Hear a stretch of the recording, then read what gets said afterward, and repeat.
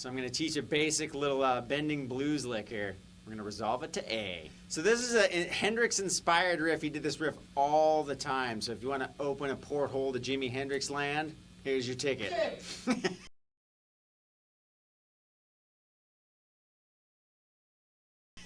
We're rolling.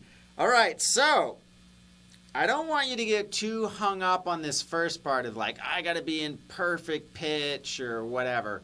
You're going to grab another string and come down with it. So the first bend would be on the 8th fret B string. And you're basically bending it up to whole step land. Those of you who aren't familiar with what a whole step is, it's just bending it up 2 frets. Basically making this note sound like this note. Okay, so what we're going to do is when you bend strings, and I use my thumb here as a pivot point, and I bend with my wrist, not with my fingers, okay, with my wrist. So it's like a pivot point like this, right? Not like this. Okay, so what we're going to do is when we bend up that 8th fret, the strings will naturally start to bunch up together. Now, when they start bunching up together, you're going to have to be a little bit more on the bottom side of your finger right here so that the skin on the top part of your finger can catch the string above it. So when you bend up,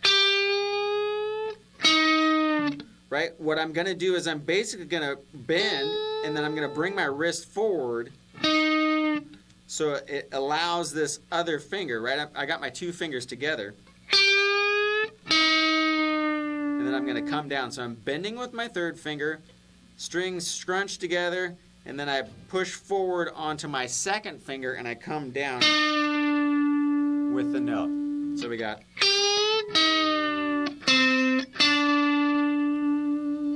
So far, bend up, and then you come down with it. So it's basically a reverse bend on the G string 7th fret.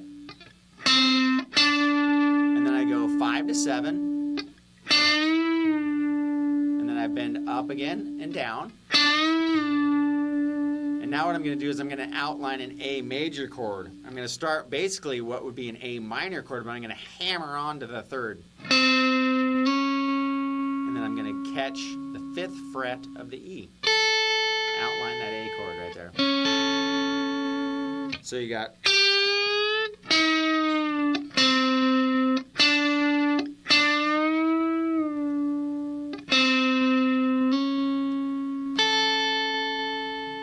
Now the riff goes by pretty quick, so you want to get as close to pitch as you can, but sometimes, you know, what adds a lot of great tension to blues is just not quite getting there or really floating right in between, like being in pitch and kind of pulling on the ear a little bit. So you do that a lot, especially with that first bend like I was saying. It doesn't necessarily have to make it to pitch.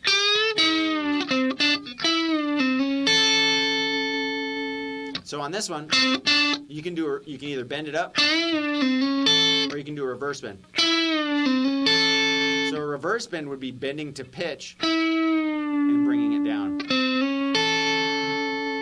So those are your options.